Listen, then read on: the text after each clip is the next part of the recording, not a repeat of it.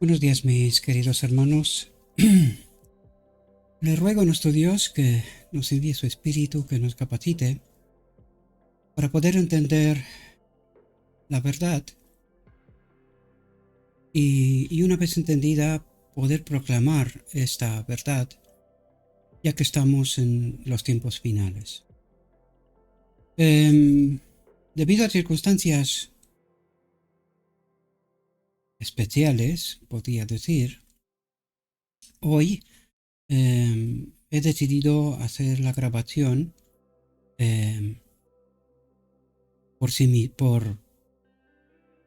sin estar acompañado por ninguno de mis hermanos, ¿verdad? Pero creo que es un tema que creo que vale la pena seguirlo y verlo, ¿verdad? El tema que hoy vamos a tratar tiene como título El Gran Conflicto. Pero permitidme afinar un poco más ese título, porque ya que estamos al final del tiempo necesitamos entender la profundidad del mensaje. Y me he permitido afinar ese título y llamarlo la batalla de Armagedón, y enseguida entenderemos de por qué lo subtitulo de esta manera.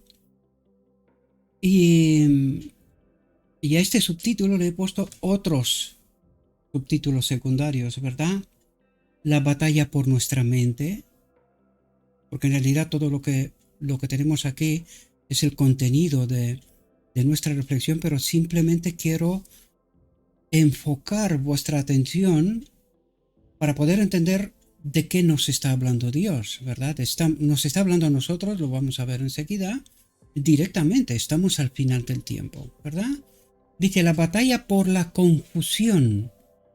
Recuerden que el llamado de Apocalipsis 18:4 dice: salid de medio de ellos, pueblo mío, en medio de Babilonia, de la confusión, ¿verdad? Por lo tanto, la batalla de la mente es para confundir al pueblo de Dios, ¿verdad? Y no perder de vista cuál es la obra de Cristo en el lugar santísimo en el día de la expiación. Es decir, limpiar nuestra mente precisamente de esta confusión, de la falsa doctrina, ¿verdad? Espero que podáis entender y que sean justificados los subtítulos del título general, ¿verdad? El gran conflicto, porque vamos a ver, en realidad he resumido toda la reflexión. Esto no significa que con esos pequeños subtítulos, pequeños y no tan pequeños, ¿verdad? Ya tenéis claro el asunto, porque yo creo que nada más lejos de la realidad. Aunque nosotros hemos tratado estos asuntos y seguiremos tratándolos, ¿verdad? En muchísimas ocasiones. Bien, entremos en nuestro tema.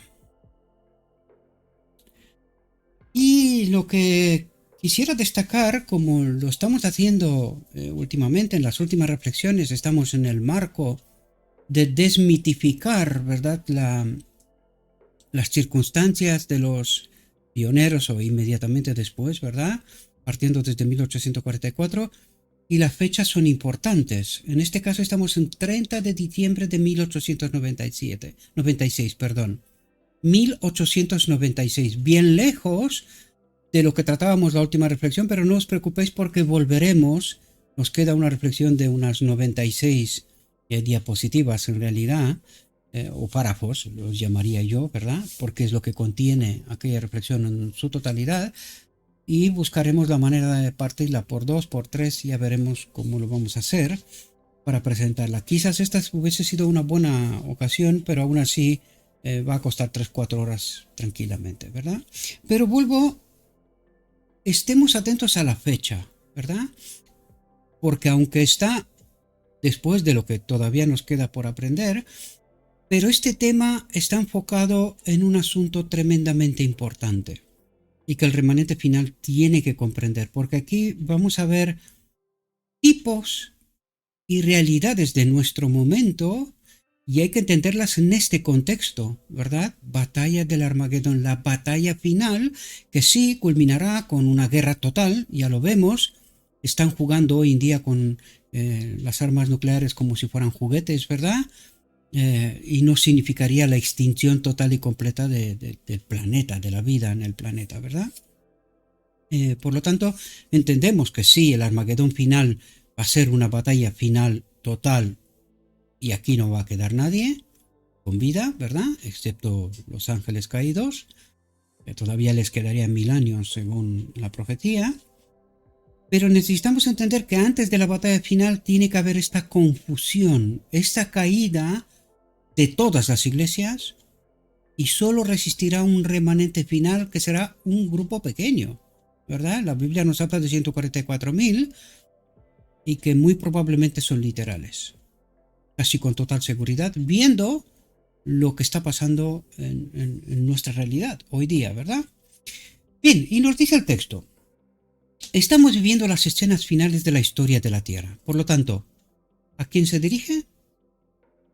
A ellos en aquel momento, pero debido a causas de aquel momento y previa a este momento de 1896, ¿verdad? Hay que recordar Minneapolis 1888, todavía la historia siguió y estamos aquí. ¿Por qué? Pues porque la novia de Apocalipsis 19 no se ha preparado todavía. Hoy estamos en ello. Necesitamos entender las circunstancias de la realidad, ¿verdad?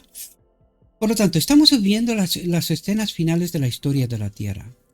Y lo que ahora se hace por Dios se logra en las circunstancias más desventajosas. ¿Por qué? Pues vamos a entender que la batalla del Armagedón tiene que ver con nuestra mente, con nuestro carácter. Por lo tanto, vivimos en la peor época de la historia de la humanidad. Por eso está diciendo que lo que ahora se hace por Dios, y diría yo, con Dios, se logra en las circunstancias más desventajosas. Es decir, hay que ir al cielo y entender que el enemigo dijo que la ley no era buena, que él tiene una propuesta mejor, nos va a hablar también en esta reflexión, ¿verdad? De un mundo en donde no necesitamos a Dios. Bien, Dios le ha permitido al enemigo, ¿verdad? Ese mundo o esa propuesta, y ahora vivimos al final del tiempo y deberíamos de darnos cuenta dónde estamos, sin Dios, ¿verdad? ¿Dónde estamos sin Dios?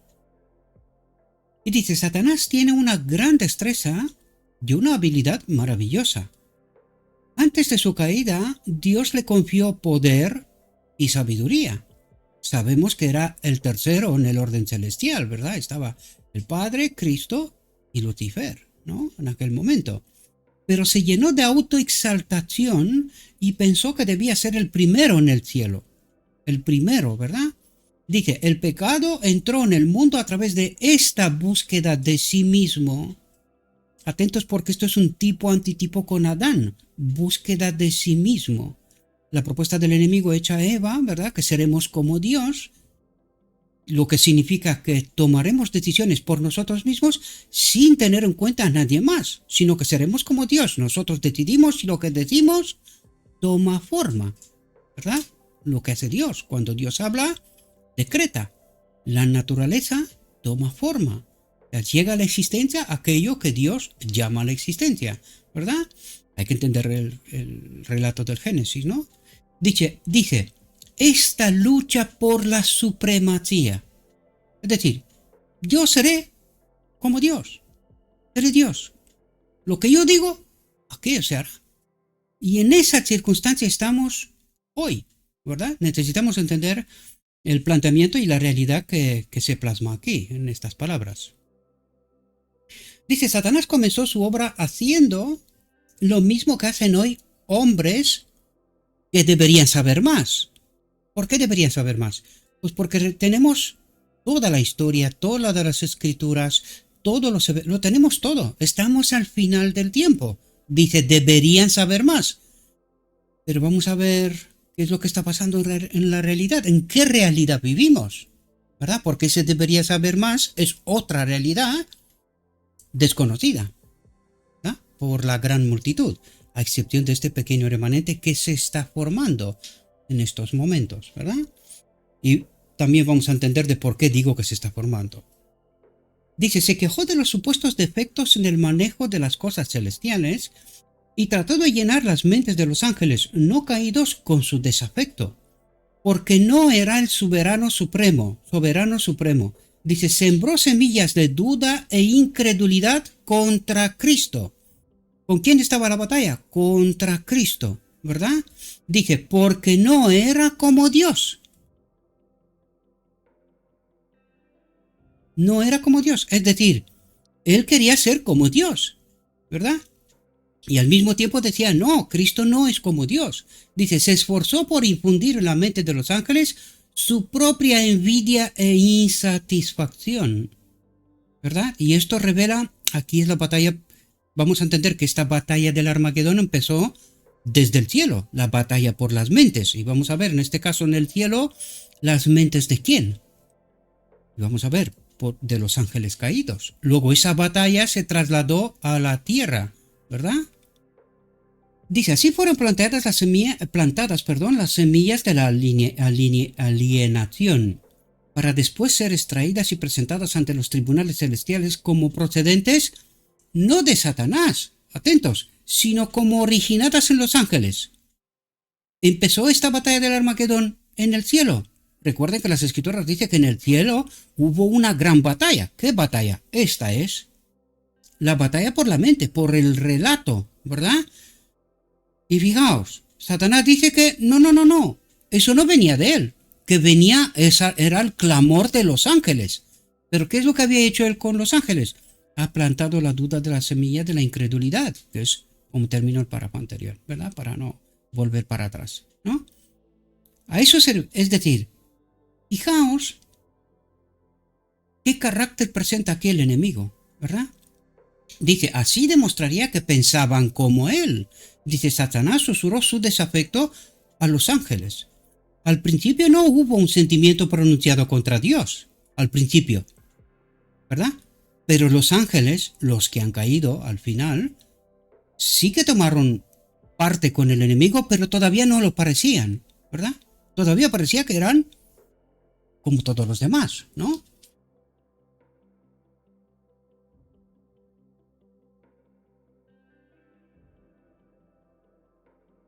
Y continúa, dice, pero la semilla había sido sembrada. La semilla de la duda y de la incredulidad había sido sembrada. Fijaos lo potente que es la palabra, porque esa palabra conforma nuestro carácter. Ahora necesitamos entender cómo se inició esto, porque tenemos que hacer el recorrido para atrás para el final.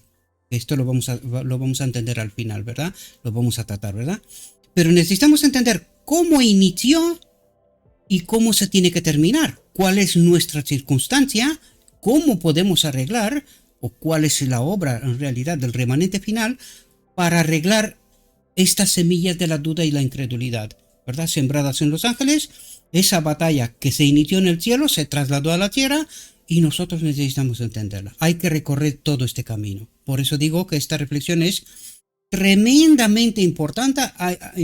Hay que entender qué entiende el mundo cristiano por la batalla del Armagedón y qué es lo que va a entender el remanente final por la batalla del Armagedón. Y nosotros entendemos que es la batalla por nuestra mente y que finalizará con la extinción de la humanidad, porque en realidad el enemigo quiere que nadie se salve, ¿verdad? Que no se salve nadie, que todo el mundo esté de su lado, pensando que de este modo va a torcer de alguna manera la mano de Dios. Pero esto será imposible, ¿verdad? Será imposible. Dice, la dulce comunión entre ellos y Dios se rompió. Porque nosotros hemos tratado en este canal en muchísimas ocasiones cuál es el propósito eterno de Dios, que Él habita en todo ser creado. Y de eso nos está hablando. Esta comunión, esta unión de la naturaleza divina a la naturaleza humana, hay que entender el final del día de la expiación, se rompió. ¿Con quién? Con Lucifer y con los ángeles caídos. Desde el mismo cielo, ¿verdad? Por eso dice que fueron arrojados y porque le conquistaron el dominio al enemigo, a Adán, perdón. Dice, cada movimiento era observado.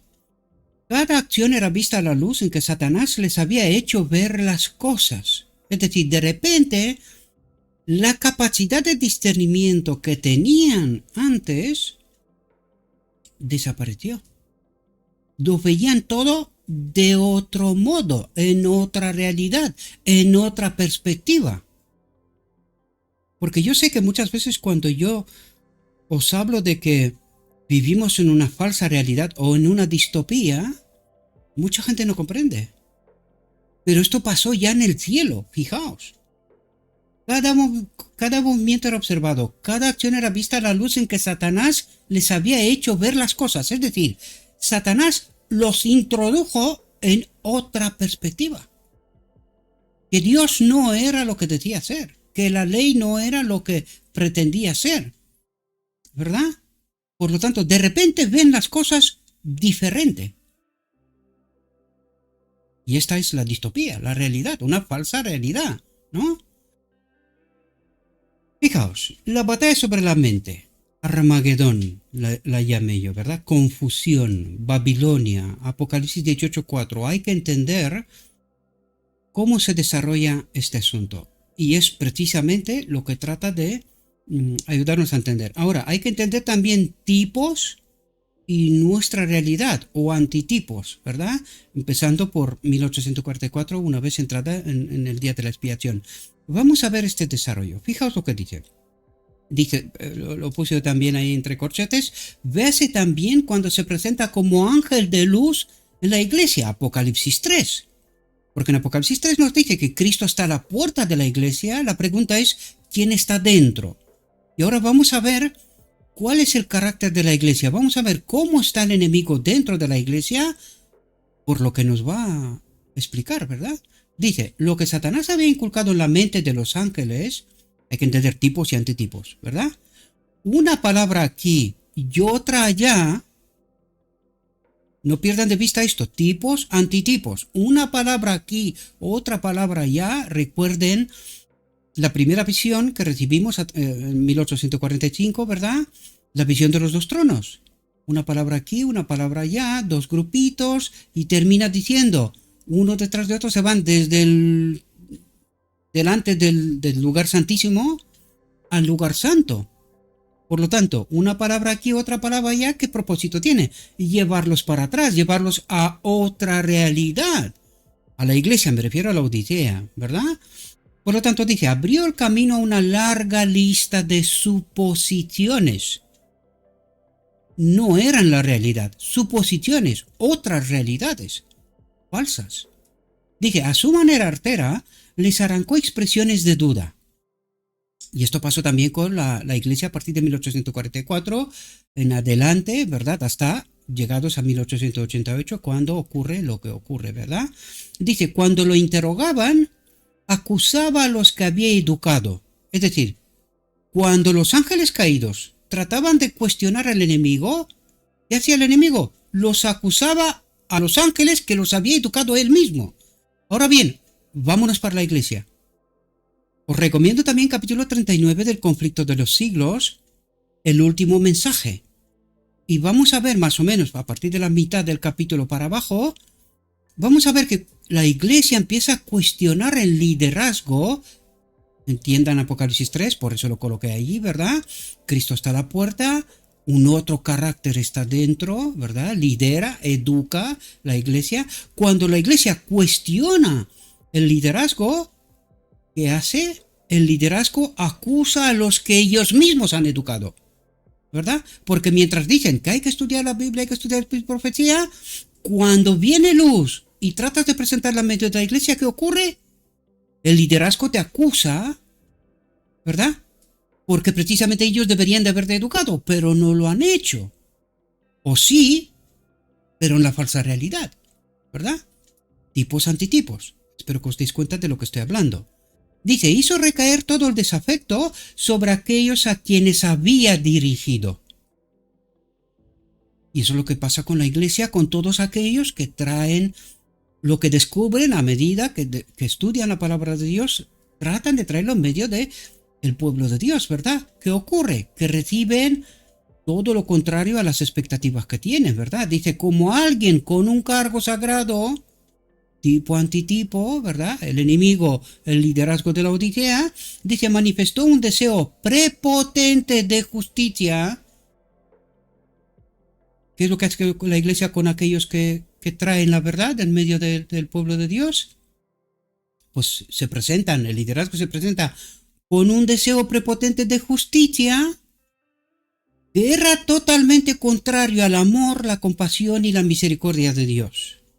Trato de daros a entender el tipo, lo que pasó en esta gran batalla y qué pasa hoy en esta batalla final del Armagedón, la batalla sobre la mente, ¿verdad? Y vemos el carácter, Apocalipsis 3, el carácter del enemigo en medio de la iglesia de la Odisea, la iglesia que debería ser el remanente final. Pero fijaos, porque nada nuevo bajo el sol. Lo que pasó se está repitiendo hoy. Pero la iglesia no se da cuenta. La iglesia no entiende Apocalipsis 3. Y cuando tú le estás diciendo que están bajo el dominio del enemigo, se rebelan, se revuelven, como que no, que estás equivocado. Yo, la Biblia, a ver, ¿quién está equivocado? Y aquí tratamos el espíritu profecía. Hay que entender las profundidades del mensaje, ¿verdad? Dice, manifestó un deseo prepotente de justicia que era totalmente contrario al amor, la compasión y la misericordia de Dios.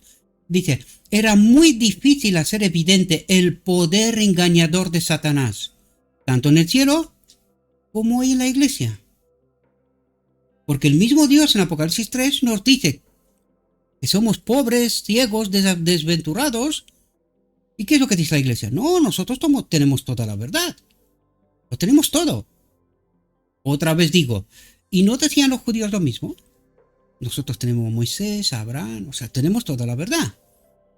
En cambio Jesús dijo, vuestro padre es Satanás. ¿Aceptaron? No, lo crucificaron. ¿Y hoy? Otra vez os remito al capítulo 39, Conflicto de los Siglos, el último mensaje.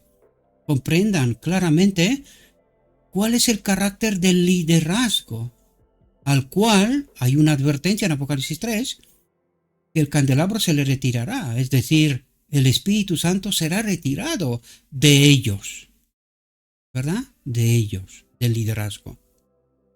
Dice, era muy difícil hacer evidente el poder engañador de Satanás, su poder de engañar aumentaba con la práctica.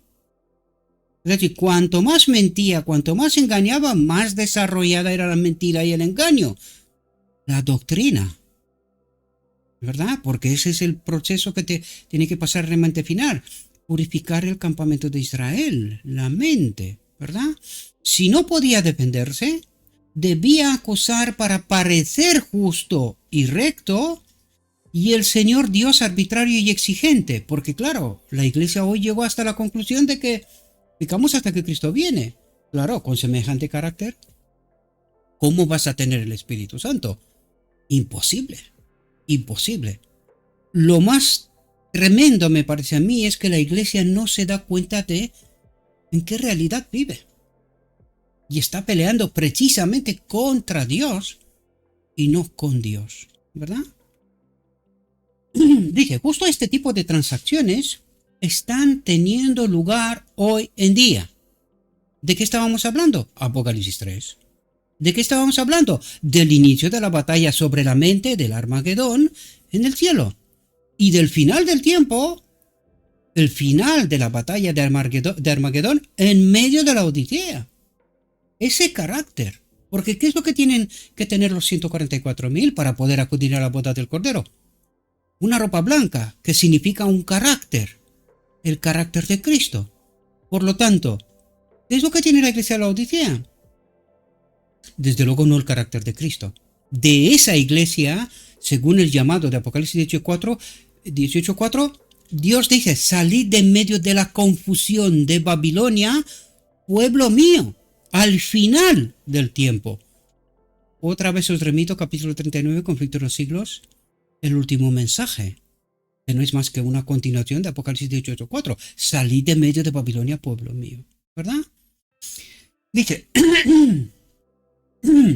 atentos porque Otra vez digo, desarrollo Apocalipsis 3, ¿no?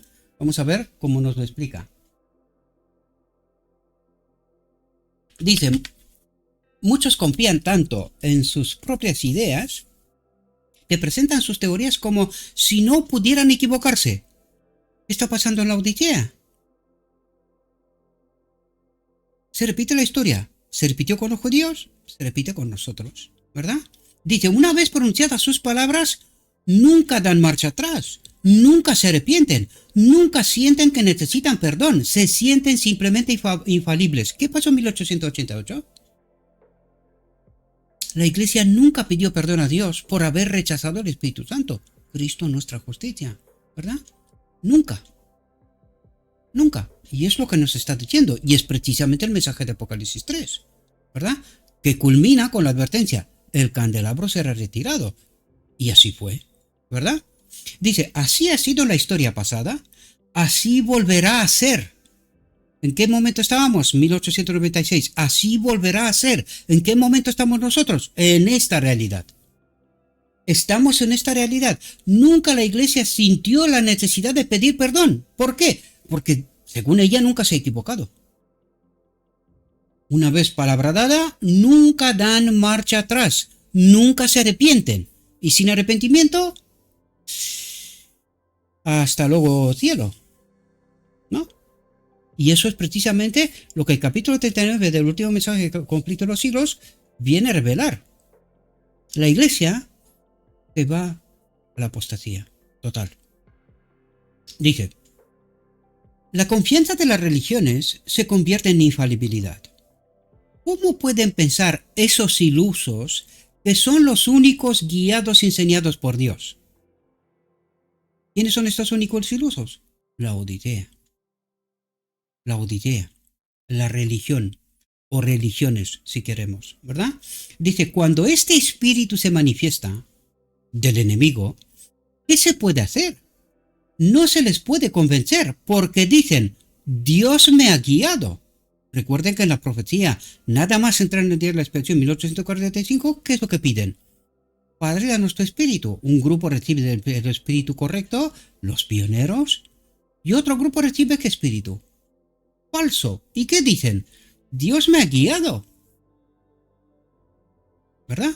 Dice, no reconocerán que han actuado desde principios erróneos. No reconocerán, a pesar de las evidencias. Desde entonces, hasta hoy. Hasta hoy. Porque las escrituras nos dicen que al final del tiempo habrá muchos falsos cristos. Yo pregunto, ¿dónde están? ¿De quién está hablando? Porque si tú miras alrededor, parece ser que todo el mundo predica la verdad. O de la verdad, ¿no? Parece ser. ¿Es así? Pues aquí nos habla del liderazgo de la Iglesia. ¿Qué predican? ¿Con qué espíritu predican esos ilusos? Los llaman, ¿verdad? Dice, sostienen que han actuado correctamente. Dice, el único camino que se puede seguir es dejarles que desarrollen sus principios. Que hagan frutos. Y luego, por los frutos, hay que reconocer quién es quién, ¿verdad? Dice, puede que ellos nunca vean sus errores, pero otros, pueden ser convencidos y salvados. ¿De dónde? De medio de la Odisea. ¿De dónde va a salir el remanente triunfante? Porque hay una iglesia militante y hay una iglesia triunfante. O habrá, ¿verdad? Una iglesia triunfante. ¿De dónde sale? De medio de la Odisea. ¿Verdad? Por lo tanto, otros pueden ser convencidos y salvados. ¿Convencidos y salvados dónde? Justamente en el marco de la iglesia. Los que tienen la verdad tienen que predicar primeramente a la iglesia. ¿Dónde vino Cristo primeramente? ¿Vino al mundo en general? No, a los suyos vino, al pueblo judío. Luego se dirigió para todos los demás, ¿no? Hay que entender las realidades, ¿verdad? Dice, intentar desenmascararlos sería llamar a la simpatía a su lado. Y es ahí donde vemos, lo puse otra vez entre corchete para que se entienda, que son mis palabras, ¿verdad? Os invito en la descripción del vídeo, vais a encontrar el enlace en Origen y os invito a que estudiéis en el Origen. Yo trato de ayudar La palabra de Dios es la palabra de Dios. Ahí tenéis que ir y tratar de entender de lo que está hablando. Por lo tanto, en corchete dice, puse yo, no hables mal de la iglesia, no hables mal de los pastores, como si fueran lo mismo. Se confunde la iglesia, lugar de reunión, con los dirigentes, como si ellos son la iglesia. O si ellos son la iglesia, pues déjalos que se quede ellos en la iglesia y nosotros vámonos. Y que se prediquen entre ellos mismos, ¿no? Una distopía, ¿no? Una falsa realidad. Espero que podáis daros cuenta, ¿no? Dice, como si fueran lo mismo. Confusión. ¿Quién ha tratado de convencer a la Odisea que la iglesia y los dirigentes son lo mismo? Porque ese dicho es de la iglesia, en medio de la iglesia. No hable mal de la iglesia, no hable mal de los pastores. Distopía, ¿verdad? Una distopía que no se comprende en toda su profundidad. Oye, si la iglesia son los pastores, pues déjalos a ellos con la iglesia y nosotros vámonos con Cristo. Y ellos que se prediquen a ellos mismos, unos a otros, ¿no? Si ellos son la iglesia, total. Y nosotros vámonos con Cristo. Ya está. Espero que entendáis el juego de palabras y la profundidad del mensaje, ¿no? Que nos demos cuenta. Yo no digo a nadie que se salga de la iglesia, del lugar de reunión. Sí que se salga de la falsa doctrina. Eso es otra cuestión, ¿verdad? Porque eso es una doctrina, casi. La iglesia y los pastores son lo mismo. No, pues no son lo mismo.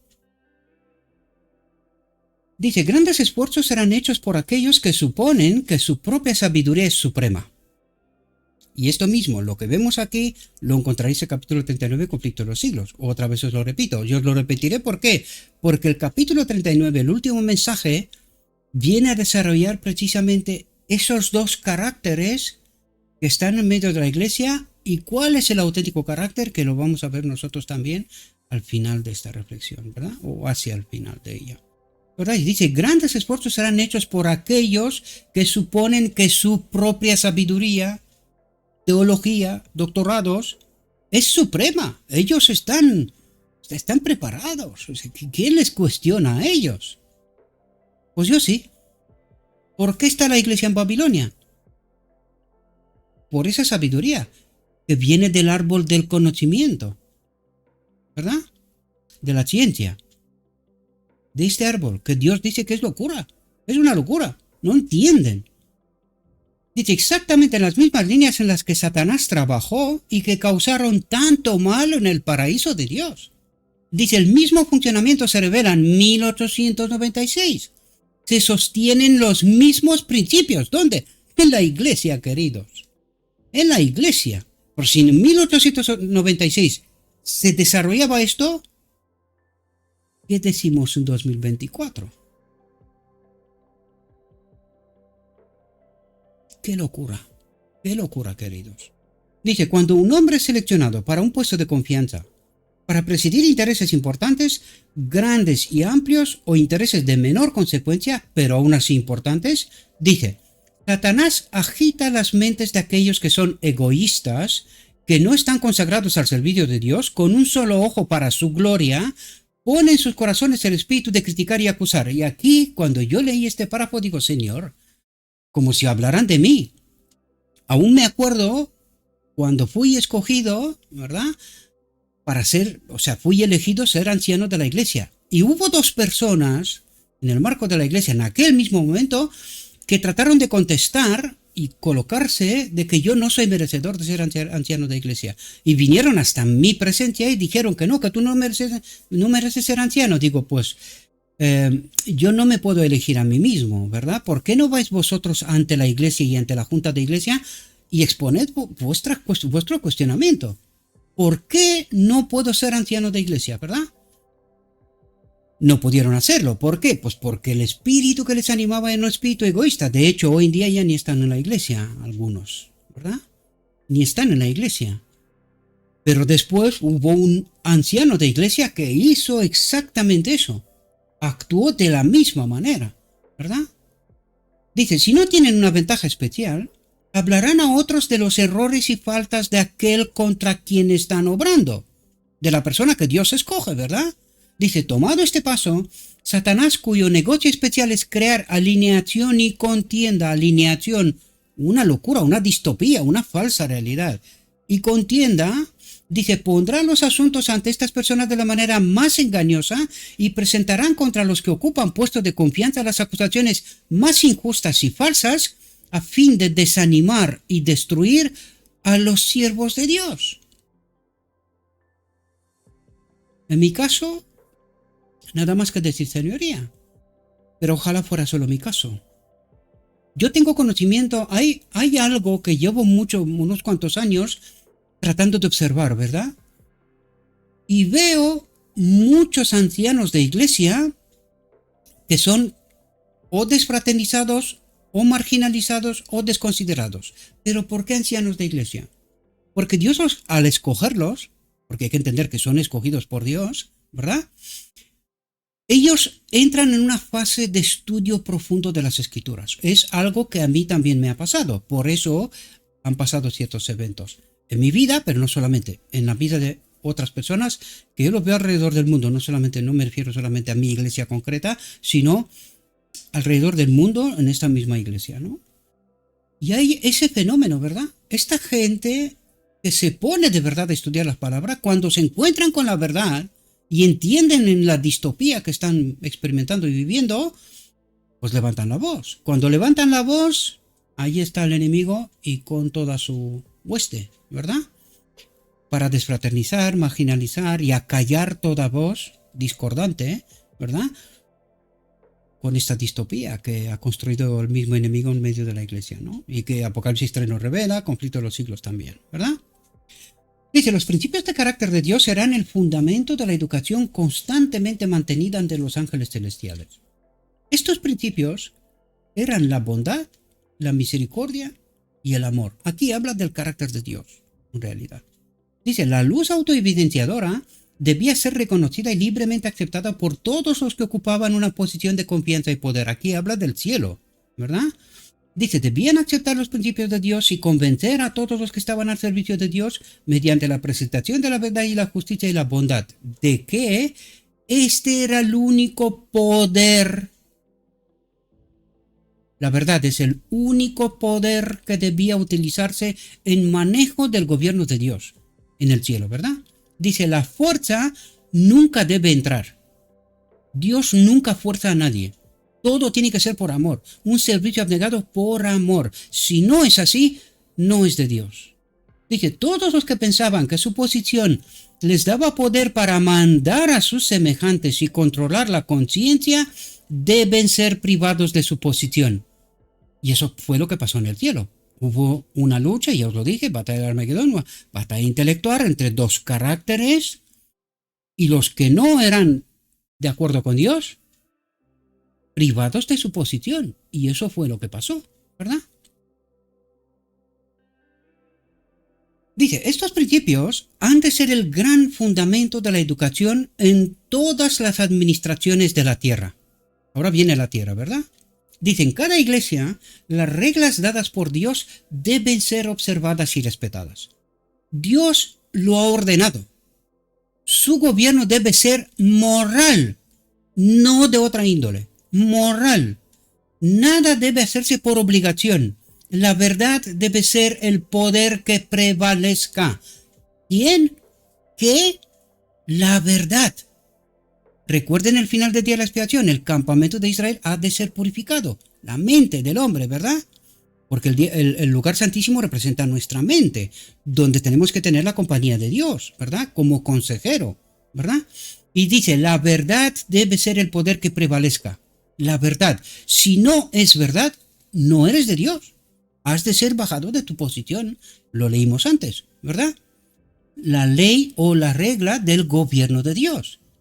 Dice, todo servicio debe hacerse de buena gana y por amor al servicio de Dios.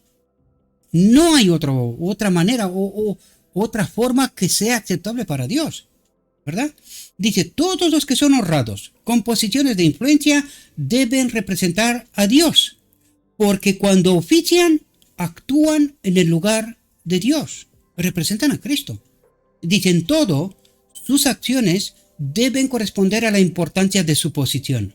Cuanto más elevada sea la posición, más claramente se revelará la abnegación, servicio hacia otros, no hacia uno mismo, porque este es egoísmo, no es amor, no es un deseo de servir a Dios, sino que es un servicio que se traen a sí mismo. Entonces, lo que yo pregunto es, ¿por qué dice la iglesia que no hables mal contra los pastores? Pero primero, ¿no se habló mal contra Dios? ¿Y qué es lo que ha hecho Dios? Se colocó en el banquillo de los acusados. El universo entero y el mundo le juzgue por sus frutos, por su carácter, ¿verdad? En contraste con otro carácter, el del enemigo y de sus seguidores, ¿no? Dice, en todas sus acciones deben corresponder a la importancia de su posición. Cuanto más elevada sea la posición, más claramente se revelará la abnegación si son aptos para el cargo. Por lo tanto, en el cargo está incluida la crítica, el cuestionamiento, el análisis honesto, correcto y en justicia. Pero se han colocado un escudo, falso escudo, no hables más contra la iglesia y contra los pastores, como si fuera lo mismo. Y no es así. ¿Hay alguien por encima de alguien? ¿Alguna mente puede estar por encima de otra mente? Pues no. No. Porque ese no es el carácter de Dios, no es el orden y el gobierno como gobierna Dios, ¿verdad? Dice, las representaciones de Satanás contra el gobierno de Dios y su defensa de los que se ponían de su parte eran una constante acusación contra Dios. Estas murmuraciones y quejas eran infundadas. Sin embargo, Dios permitió que Satanás elaborara sus teorías. Claro, porque por los frutos hay que reconocer de lo que es verdad y lo que no es verdad, ¿verdad? Dice, podía haber manejado a Satanás y a todos sus simpatizantes con la misma facilidad con que se coge un guijarro y se lo arroja a la tierra. Pero con esto habría dado un precedente para la violencia del hombre que se muestra tan abundantemente en nuestro mundo en los principios apremiantes. Dice, los principios del Señor no son de este orden. No hay ninguna mente por encima de otra mente. Todos tenemos la palabra. Todo el poder de imposición se encuentra bajo el gobierno de Satanás. Y ahora hay que ver qué es lo que está pasando en la iglesia. Porque la iglesia, pastores, entiéndase, están echando fuera todo aquello que es disconforme con su presentación, con su realidad. ¿De quién es esta obra? ¿De quién es ese carácter? ¿Es relevante lo que nos está diciendo Apocalipsis 3 precisamente? Sí. El candelabro fue retirado y en su lugar se puso un otro. Falso. Y actúan con este carácter, ¿verdad? Dice, Dios no obraría en esta línea. No daría el menor estímulo para que ningún ser humano se erigiera en Dios sobre otro ser humano y le causara sufrimiento mental o físico. Por eso nosotros tenemos que presentar la verdad y dirigir a la gente a la verdad. Y que cada uno tome su propia decisión. Por eso yo repito una y otra vez, no os quedéis con lo que yo trato de ayudaros, porque trato de ayudaros, de explicaros realidades, pero vosotros tenéis que ir a la palabra de Dios y comprobar, este Gabriel, ¿de dónde habla? ¿Cuál es el espíritu que le anima y con qué propósito? ¿Se glorifica a sí mismo? ¿Es eso lo que está buscando? ¿O está dirigiendo a la gente a la verdad? Por los frutos hay que identificar quién es quién. Curiosamente, aquellos que van alrededor del mundo predicando por ahí, haciendo tipo de programas, tienen mogollón de seguidores. Donde se predica escrito está, casi nadie. Aquí hay algo que no está profetizado, porque es así como tiene que pasar, pero en la mente colectiva de la gente no le chirría nada. No observan nada, ¿verdad? Dice,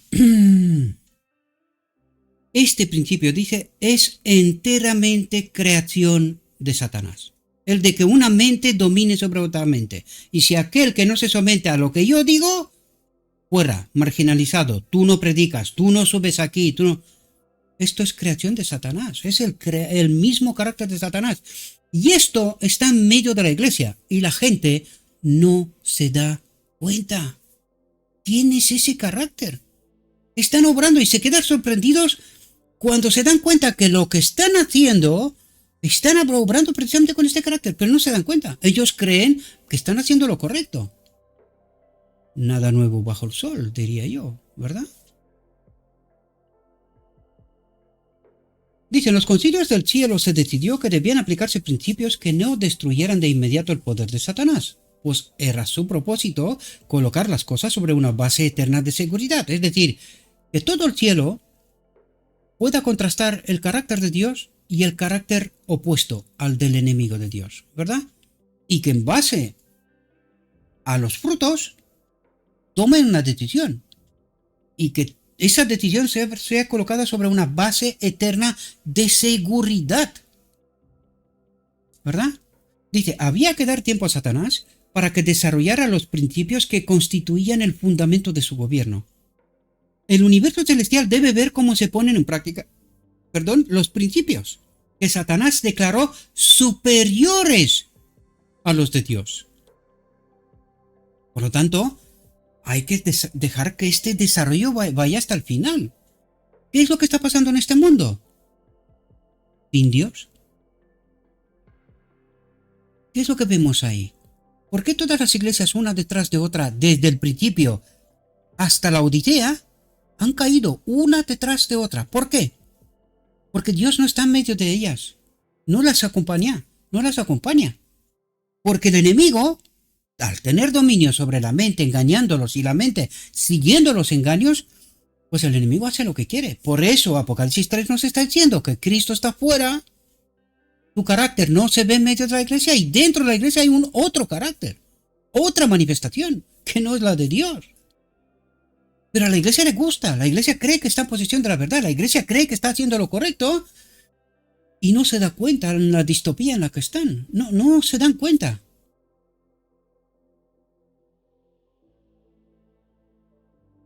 Dice, el universo celestial debe ver cómo se ponen en práctica los principios que Satanás declaró superiores a los de Dios. El orden de Dios debe contrastarse con el nuevo orden ideado por Satanás. Curioso, estamos hablando, escuchamos mucho a los políticos un nuevo orden mundial. ¿Este será de Dios o será del enemigo? ¿Qué pensáis? Nuevo orden ideado por Satanás. Pero el mundo todavía sigue participando. Hay que salga aquel, que salga el otro, que esté a la izquierda y a la derecha y no sé qué y no sé cuánto. Pero si todos son una. Es ese orden ideado por Satanás, de cómo es su idea de este mundo. Da igual izquierda, derecha, no, es que no importa. Detrás del telón está el enemigo, queridos. Y no queremos entender. No queremos despertar. Dice, deben revelarse los principios corruptores del gobierno de Satanás. Y lo vemos hoy, queridos. Lo vemos hoy. Están hablando de guerra nuclear y tal como si fueran juguetes. Como si hay un mañana después de esto. No, queridos, no habrá un mañana. Aquí no habrá vida. Se acabó. Y así es como terminará este mundo, con una guerra nuclear. ¿No lo creemos? Esperen. Siéntese mientras tanto. Porque la profecía nos dice otra cosa. Y lo vemos con nuestros ojos, pero no lo percibe, no nos viene a creer. Parece que no, están bromeando, ¿no? Están jugando, ¿no? ¿Quién está detrás del salón? ¿Cuál es el propósito del enemigo? Aquí no quede ninguno con vida, queridos. Nosotros tenemos que entender la realidad. Por lo tanto, hay que entender de qué va el orden este ideado por Satanás. Hay que despertar. Yo sé que no serán muchos, también lo digo proféticamente, pero por lo menos hago mi trabajo. Luego cada cual tiene que decidir, ¿no? deben revelarse los principios corruptores del gobierno de Satanás. Los principios de justicia expresados en la ley de Dios deben ser demostrados como inmutables, eternos, perfectos, porque garantiza una constitución eterna basada en un centro que es el amor de Dios.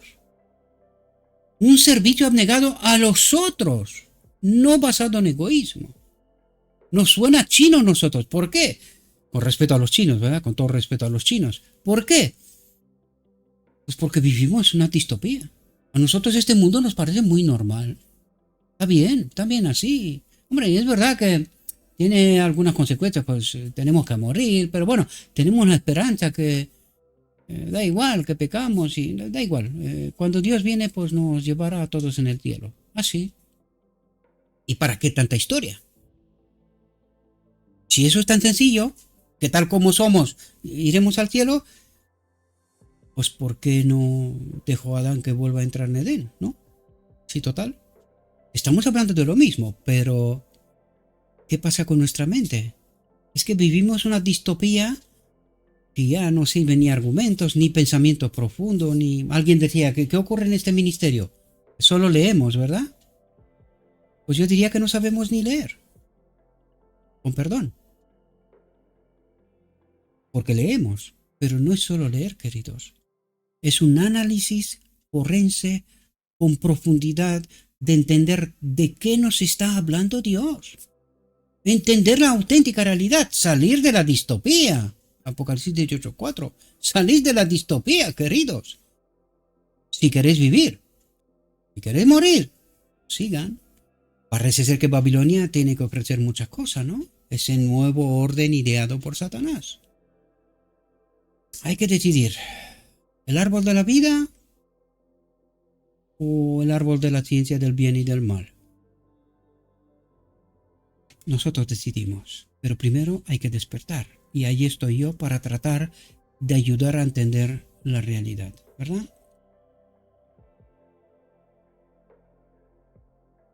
Dice, todo corazón que está controlado por estos principios en 1896 será leal. Prefiere los que entienden los principios de Dios, la última parte que leímos del párrafo, ¿verdad? Cuando los que están al servicio de Dios recurren a la acusación, están adoptando los principios de Satanás para expulsar a Satanás. Una distopía, ¿no? De eso está hablando, una distopía. Y la gente cree en esa distopía. Dice, nunca funcionará. Satanás trabajará. Él está trabajando en las mentes humanas. Batalla de Armagedón. ¿Dónde está trabajando? En las mentes humanas por sus principios torcidos. ¿En medio de la iglesia? Pues ¿de qué nos habla Apocalipsis 3? ¿Y de dónde tiene que salir el pueblo de Dios en Apocalipsis 18:4? Casi al final, ¿no? Al principio y al final. Hay que despertar, queridos. Hay que despertar. Hay que entender el verdadero evangelio, que se nos han contado muchas historias. Y siguen contándose. Muchas historias. Hay que ir a lo escrito está. Y no sin el Espíritu de Cristo. Porque si no, no se entiende. Sin discernimiento. Imposible, mis amados, imposible. Dice, Él está trabajando en las mentes humanas por sus principios torcidos. Estos serán adoptados y actuados por aquellos que dicen ser leales y fieles al gobierno de Dios. ¿Por quién serán adoptados? ¿Por la Odisea? ¿Fieles al gobierno de Dios? ¿El carácter del enemigo será adoptado por la Odisea? Pues vuelvo remito otra vez al capítulo 39, conflicto de los siglos. De eso está hablando, mis amados. Dice, ¿cómo sabremos que son falsos, desleales? Por sus frutos los conoceréis. Pero claro, para eso necesitamos que hay que tener discernimiento. Porque claro, todo el mundo va a la iglesia y le parece bien. Le parece bien. Por ejemplo, hoy mismo la iglesia festeja el Día de Acción de Gracias. Fiestas del mundo metidas en la iglesia. Y parece bien. No hay nada malo. Total, organizamos aquí una mesa, comemos juntos y tal, y somos de Dios. El sábado no es suficiente. Necesitamos Día de Acción de Gracias. Lo revestiremos con otros nombres y otras historias y tal, pero está bien, bien. El carácter del enemigo, ¿no? ¿Quién ha inventado esa fiesta de Acción de Gracias? Con orígenes, los confundimos, los remezclamos y la metemos ahí y la gente dice, sí, lo justificamos, ¿verdad? No, que tiene raíces y tiene pareceres y parece ser y pues está bien, está bien. Y no detectamos los principios torcidos del enemigo metidos en el marco de la Odisea. Y el pueblo de Dios, estos serán adoptados y actuados por aquellos que dicen ser, no lo son, solo dicen ser, fieles al gobierno de Dios. ¿Creen servir a Dios? Y si vendría Jesús otra vez hoy, diría, lo siento, vuestro padre Satanás, igual, nada nuevo bajo el sol, ¿no? Dice, ¿cómo sabremos que son falsos desde Dios? Por sus frutos. Pero para eso hay que estudiar la palabra de Dios, porque la palabra tiene que actuar como un filtro. Pero ¿quién estudia la palabra? Dice, el Señor vio el uso que Satanás estaba haciendo de su poder y puso ante él la verdad en contraste con la falsedad. Una y otra vez, durante la controversia, Satanás estaba listo para ser convencido, listo para admitir que estaba equivocado. Pero los que habían engañado también estaban dispuestos a acusarlo de abandonarlos. Oye, ¿qué hacemos sin ti? Nos quedamos sin líder, ¿no? Dice, ¿qué podía hacer? ¿Someterse a Dios o seguir engañando? Eligió negar la verdad, refugiarse en falsedades y fraudes. ¿Por qué? Porque los engañados necesitan un líder. No quieren abandonar la falsedad, no quieren irse a la verdad, no, necesitan un líder, porque les gusta ese estado de cosas. Qué desgracia, qué distopía, diría yo, ¿verdad? Dice, el Señor permitió que Satanás siguiera adelante y demostrara sus principios. Dios sí se estableció y llevó consigo los mundos no caídos y el universo celestial, pero a un costo terrible. Y aquí abajo puse yo entre corchetes porque aquí nos va a hablar de la encarnación. Luego vamos a ir a la cruz, ¿verdad? Pero hay que entender qué ha pasado en la encarnación y por qué. Y dice, pero a un costo terrible.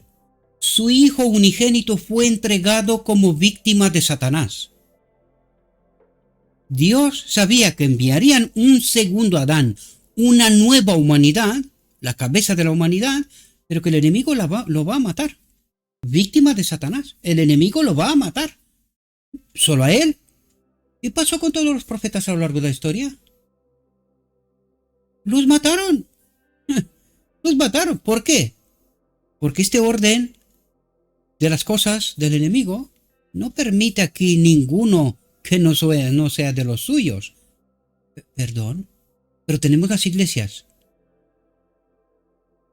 ¿Han muerto las iglesias? ¿Son perseguidas? Son de lo suyo. Eso es lo que está pasando. Las ha corrompido todas. Todas van entrando en Babilonia, en confusión. ¿Verdad? Dice, el Señor Jesucristo reveló un carácter enteramente opuesto al de Satanás. Por lo tanto, no se podía mantenerlo en este mundo. Es imposible. Y dice, así como el sumo sacerdote dejó a un lado sus magníficas vestiduras pontificales y ofició en el vestido de lino blanco de un sacerdote común. ¿Qué significa esto? Como hombre. Se despojó de sus vestiduras como Dios, de su naturaleza. Y vino como un sacerdote común, como un hombre. Eso es lo que trata de decir. Y fijaos lo que dice aquí. Así Cristo se despojó de sí mismo, uno igual a Dios, y tomó la forma de un siervo, uno igual al hombre, y ofreció el sacrificio. ¿Perdón? ¿Dónde se ha hecho el sacrificio para la expiación? En la encarnación, queridos. por qué no se entiende? Porque vivimos en la distopía. Porque vivimos en un evangelio contaminado. ¿Sí? Claro. Dice, él mismo el sacerdote, él mismo la víctima. Y esto pasó en la encarnación. No en la cruz. En la cruz fue víctima de Satanás. Ahora lo veremos. La cruz. Al causar la muerte del soberano del cielo, Satanás derrotó sus propios propósitos. Derrotó sus propios propósitos. Perdió el mundo. Perdió el dominio sobre el mundo y sobre el hombre. Ahora toca que el hombre también elija, ¿verdad? Pero mientras está engañado, le gusta este mundo, ¿no? Dice, la muerte del Hijo de Dios hizo inevitable la muerte de Satanás. Porque si no tiene un dominio, ¿dónde va a vivir? A ninguna parte no se puede vivir, ¿verdad? Dice, a Satanás se le permitió seguir adelante hasta que su administración fue puesta al descubierto ante los mundos no caídos y al del universo celestial. Y esto fue lo que reveló en la cruz. ¿Cuál era la verdadera intención del enemigo de Dios? Matar a Cristo. Esto quería hacerlo desde el cielo, ¿verdad? Dice, al derramar la sangre de Cristo se desarraigó a sí mismo y fue visto por todos como mentiroso, ladrón y asesino. Ahí se acabó la historia y el cuento para el cielo. No para la tierra, queridos. No para la tierra. Porque la gran multitud le sigue a él. Hay que ver la visión del tren rápido. Dice, todo el mundo estaba en este tren. Y la sierva preguntó, ahí va. ¿Y el pueblo de Dios? Más arriba, un pequeño grupito andando hacia Canaán. Pero todo el mundo parecía estar en este tren rápido. Y el conductor, el enemigo. Qué pena, ¿verdad? Qué pena. Dios ve que en todo el mundo se sigue el mismo camino. Hombres y mujeres llegan al lugar donde el camino se bifurca. O está bien, o está mal, lo que hagamos, ¿verdad? Dice, miles y miles se revisten de lo que suponen un disfraz impenetrable. No lo sé si entendemos lo que está diciendo, queridos. Miles y miles se revisten de lo que suponen un disfraz impenetrable y eligen el mal. ¿Y qué es ese disfraz impenetrable? La iglesia. La iglesia. Bajo ese disfraz que ellos son sirviendo a Dios. Por eso Jesús le dijo al pueblo judío, estáis sirviendo al enemigo, él es vuestro padre. Y eso es lo que viene diciéndonos a través de Apocalipsis 3. Estamos sirviendo al enemigo, disfrazados. Dice, hacer que su conducta sea clara para los demás mediante revelaciones abruptas solo causaría que un número mayor eligiera el lado del mal. Que entre la iglesia, ¿no? Dice, así los malhechores se mantendrían y muchas almas se arruinarían. Malhechores se mantendrían. ¿Quiénes son los malhechores? ¿Quiénes son los falsos cristos? Malhechores. ¿Quiénes son? Porque dice, así los malhechores se mantendrían, la iglesia, en poder, y muchas almas se arruinarían. Señor, en la iglesia, Señor. Si están dormidos. Dice, Dios no obliga a nadie. Deja a todos la libertad de elegir. Pero Él dice, por sus frutos los conoceréis. El Señor no escribirá como sabios, pastores, doctores de la ley, a los que no saben distinguir entre un árbol, que significa hombre, que da bayas espinosas, y un árbol que da olivas. No saben distinguir quién sirve a Dios y quién sirve al enemigo. Pero se tienen como sabios. Más interesante, el pueblo exige que sigan donde están y cómo están, porque están bien. Me parece tremendo, queridos. Me parece tremendo. Dice, les ruego a todos los que dedican a murmurar y a compadecerse de sí mismos, porque se ha dicho o hecho algo que no les agrada y que no les merece, como ellos piensan, la debida consideración, que recuerden que están llevando a cabo la misma obra que Satanás comenzó en el cielo. Señor, Señor, están llevando la misma obra que Satanás comenzó en el cielo, en la iglesia. Están siguiendo su rastro, sembrando incredulidad, discordia y deslealtad, porque nadie puede albergar sentimientos de desafecto y guardárselos para sí mismo. Tiene que decir a los demás que no se le trata como es debido. Claro, no hay que hablar mal contra la iglesia, no hay que hablar mal contra los pastores. Estamos tratándolos como no es debido, ¿verdad? Así otros son llevados a murmurar y quejarse. Esta es la raíz de la amargura que brota, por la cual muchos son contaminados. Y casi es una doctrina de la iglesia. No, te estás hablando mal contra la iglesia, estás hablando mal contra los pastores. Como si fueran lo mismo. Pero a la iglesia le gusta. No ve nada raro aquí. No, todo está bien, está perfecto. Dice, así obra hoy Satanás por medio de sus ángeles malignos. Se confabula con los hombres que dicen estar en la fe. Y los que tratan de llevar adelante la obra de Dios con fidelidad, sin admirarse de nadie, obrando sin parcialidad ni hipocresía, tendrán pruebas tan severas contra ellos como las que Satanás puede traer por medio de los que dicen conocer la verdad. El éxito de Satanás es proporcional a la luz y al conocimiento que tienen estos opositores. Y lideran la iglesia, ¿no? Estos opositores están obrando ¿con quién? Con el enemigo. Exactamente lo que está diciendo Apocalipsis 3. La raíz de la amargura penetra profundamente y se comunica a otros. Así muchos se contaminan. Sus declaraciones son confusas y falsas. Sus principios carecen de escrúpulos y Satanás encuentra en ellos los mismos ayudantes que desea. ¿Por qué llama a Dios en Apocalipsis 18:4? Salid de medio de ellos, pueblo mío? Menudo cuadro, ¿eh? Menudo cuadro en la iglesia de la Odisea. Véase la profecía Elías y el Monte Carmel y los profetas de Baal. Véase, porque es un tipo del final del tiempo. Dice, a través de la disensión y el distanciamiento, Satanás recoge su cosecha de almas. Lleva a murmurar y a quejarse a los ambiciosos de dinero, a los ambiciosos de ser los primeros, a los demasiado orgullosos para hacer otra cosa que los más altos. ¿De quién está hablando aquí? Yo creo que más claro no puede estar, queridos.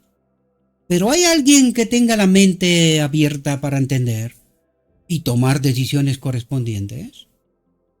Dice, estas pobres almas no han superado sus tendencias naturales y hereditarias y lo conduce al pecado. Esos pastores, estos doctorados, estos que han comido, y bien comido, del árbol de las ciencias y del bien y del mal, y que gobiernan la iglesia bajo el amparo del enemigo, con su carácter, ¿verdad? A medida que se acerca el fin, Satanás incitará a las mentes en proporción a sus capacidades y conocimientos a sembrar semillas que producirán una cosecha que no les importará recoger. Dice, trabaja de tal manera engañosa que él mismo no es detectado y luego cosecha el beneficio del desafecto de aquellos a quienes había tentado. Y estos, dice, están sembrando semillas que producirán una cosecha que no les importa recoger. Les da igual la iglesia. Les importan otras cosas, dinero primero, posición, reconocimiento. Eso les importa a la iglesia. Cada cual aguante su vela, ¿no? Un dicho popular por ahí, ¿no? Dios habla. ¿Hay alguien despierto? Dije, trabaja de tal manera engañosa que él mismo no es detectado y luego cosecha el beneficio del desafecto de aquellos a quienes había tentado. Dice, él está todo preparado para lanzar cargos a través de ellos contra aquellos que Dios tendría que permanecer firme por la verdad. Pero han aceptado la falsedad y siguen con el enemigo en medio de la iglesia. Y no se dan cuenta, ¿no? Dice, Satanás debe engañar para alejar. ¿Alejar de dónde? Uno detrás de otro se van delante del lugar santísimo al trono del lugar santo. Los aleja de la luz y los atrae hacia la oscuridad. Dice, en vano se tiende la red a la vista de cualquier ave. Dice, hay que trabajar bajo mano, dice el enemigo. Hay que ejercer una influencia engañosa. Hay que presentar falsas pretensiones como verdad. Hay que adormecer la sospecha. Os remito otra vez más, capítulo 39, el último mensaje del conflicto de los siglos. Leed con atención, porque lo que está diciendo aquí está pasando allí. Último mensaje de Dios hacia su pueblo. Dice, hay que adormecer la sospecha. Satanás vestirá la tentación y el pecado con vestiduras de justicia. Tentación y pecado con la iglesia, vestiduras de justicia, obras. La iglesia hace obras. Pero sin Cristo. Dice, y mediante este engaño ganará a muchos para su bando. Ganará a muchos para su bando. Hay que llenar las iglesias. ¿Qué más da que está en apostasía? No pasa nada. Mientras está en la iglesia, son salvos, dicen ellos, ¿no? Dice, Cristo declaró a Satanás mentiroso y homicida. Oh, que las almas incautas aprendieran sabiduría de Dios. ¿Cuál es la sabiduría de Dios? Pues leer. Escrito está, leer. ¿Qué se hace en este ministerio? Leer. Leemos. Un poquito más que leer, ¿no? Profundidad, análisis forense. Hay que entender, Señor, ¿de qué nos hablas? Los incautos bien harían aprender sabiduría de Dios. La verdad, santificarse en la verdad, que ahora vamos para allá, ¿verdad? Dice, Caín y Abel no son dados en la historia bíblica para representar los dos, no son dados en la historia bíblica para representar los dos órdenes en la humanidad. Dos órdenes, dice. Abel fue fiel y leal a Dios y fue preferido por el Señor. ¿Por qué? Porque no se salió de la palabra de Dios. Actuó exactamente como le dijo Dios.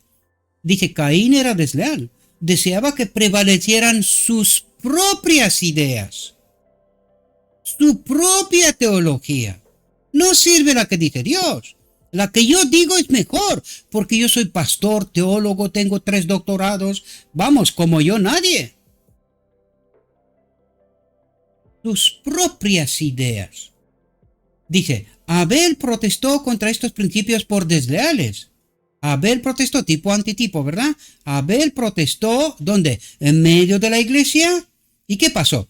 Como el mayor, Caín pensaba que sus métodos y planes debían tener la supremacía. Le enfadó mucho que Abel no cediera sus puntos de vista, y su ira ardió tanto que mató a su hermano Abel. Ahí va. 2 caracteres, 2 órdenes. El de Dios, que invita a la sabiduría de Dios, y el otro, que invita a sus propias ideas. Yo sé mejor. ¿Y qué pasa con Abel? Con la orden de aquellos que siguen la palabra de Dios al pie de la letra. Pues son matados. Literal a lo largo de la historia, espiritual al final del tiempo. Matados social, marginalizados, terminados. A estos no se les escuche, vamos, bajo ningún concepto. 2 caracteres. Iglesia militante, iglesia triunfante, ¿verdad? En el marco de la Odisea. Y eso es lo que está pasando. Los Abeles matados. ¿Quiénes triunfan? los que tienen sus propias ideas, los Caínes. Dice, aquí se desarrollan los dos principios del bien y del mal. O nos quedamos con lo que dice Dios al pie de la letra, o vamos con nuestras ideas y pereceremos. Y estas ideas pueden ser buenísimas, pueden parecer lo que querramos, porque el enemigo es un artista en disfrazar. Pero si no es palabra de Dios, pereceremos. Cristo diría, no os conozco. ¿Quién sois? ¿Con qué espíritu habéis obrado? Señor, en tu nombre hicimos. Lo siento. Lo siento. Los Caínes modernos, ¿verdad? Y sus ideas. La prueba y el juicio vendrán a cada alma que ama a Dios. El Señor no hace un milagro para evitar esta prueba. Los que esperan un milagro no lo va a haber. La iglesia dice, no, al final, justo antes que venga Cristo, habrá un milagro, seremos salvos. Siéntese y esperen.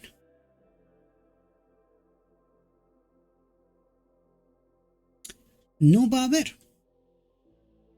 Para proteger a su pueblo de las tentaciones de Satanás. Si son tentados severamente es porque las circunstancias han sido tan moldeadas por la apostasía de Satanás. Señor, ¿la iglesia? Pues sí. No lo digo yo, está escrito, ¿verdad? Dije, las circunstancias han sido tan moldeadas por la apostasía de Satanás que las tentaciones se permiten a fin de que puedan desarrollarse caracteres que decidirán la idoneidad de la familia humana para el hogar en el cielo. Caracteres que resistirán toda la presión de las circunstancias desfavorables en la vida privada y pública. Y aunque sean probados por todas las especies de la tentación de Satanás, por la gracia de Dios, crecerán valientes y verdaderos y firmes como una roca los principios, y saldrán de la prueba ardiente con más valor que la cuña de oro de Ofir. A los que tengan tales caracteres, recuerden que antes de entrar en la boda del Cordero hay que recibir la ropa blanca, es el carácter. Los que tengan tales caracteres, Dios los endosará con su propia superscripción como sus elegidos. Entrarán en la boda y recibirán la plenitud del Espíritu Santo. De eso está hablando, ¿verdad? Para el que tiene discernimiento, ¿verdad? Dice, la firmeza manifestada por Daniel debe ser mostrada por los hijos de Dios. ¿Cuál fue la firmeza de Daniel? Con el precio de su propia vida, aunque lo tire a los leones, él se fue a los leones antes que pisotear la voluntad de Dios. Dice, todas las tentaciones de apartarse de los principios puros y santos deben ser rechazadas sin vacilar. Aunque me cueste la vida, moriré antes de pisotear la voluntad de Dios. Estos son principios firmes, queridos.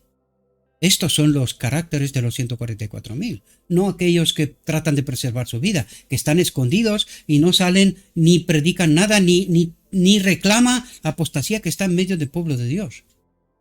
Esto no puede ser los 144.000, y lo siento de mi alma que tengo que decir, lo he repetido constantemente. ¿Por qué? Porque está escrito, mis amados.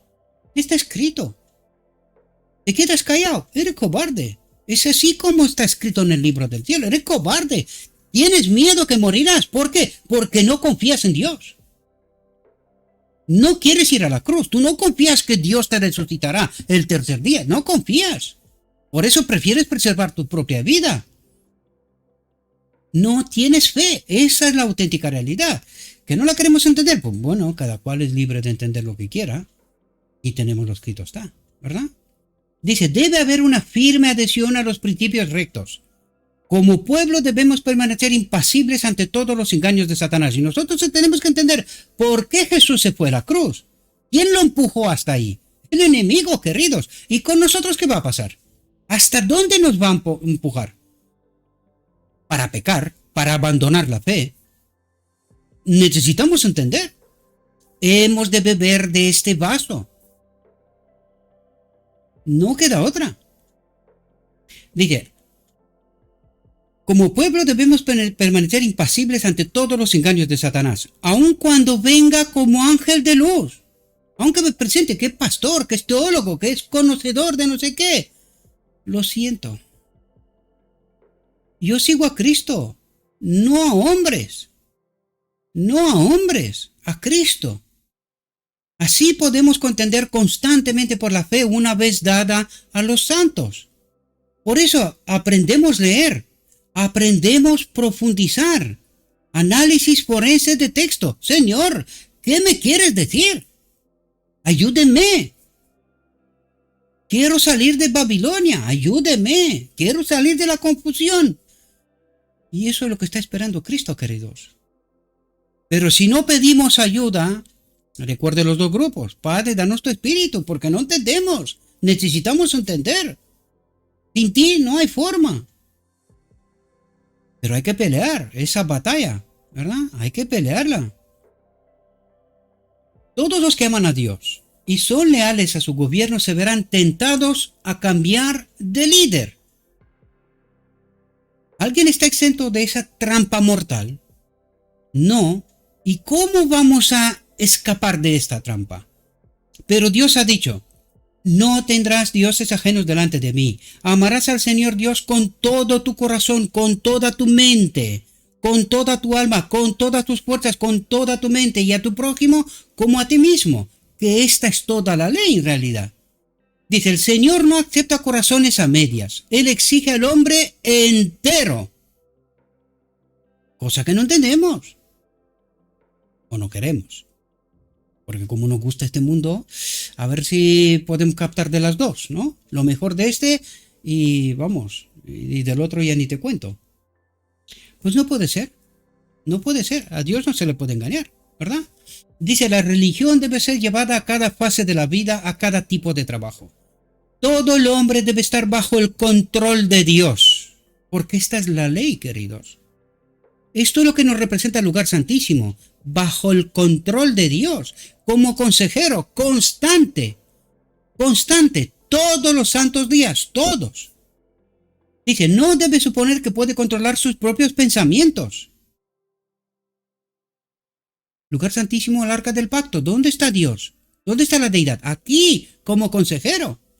Sin él no hay forma, no hay forma. Eso es lo que está diciendo.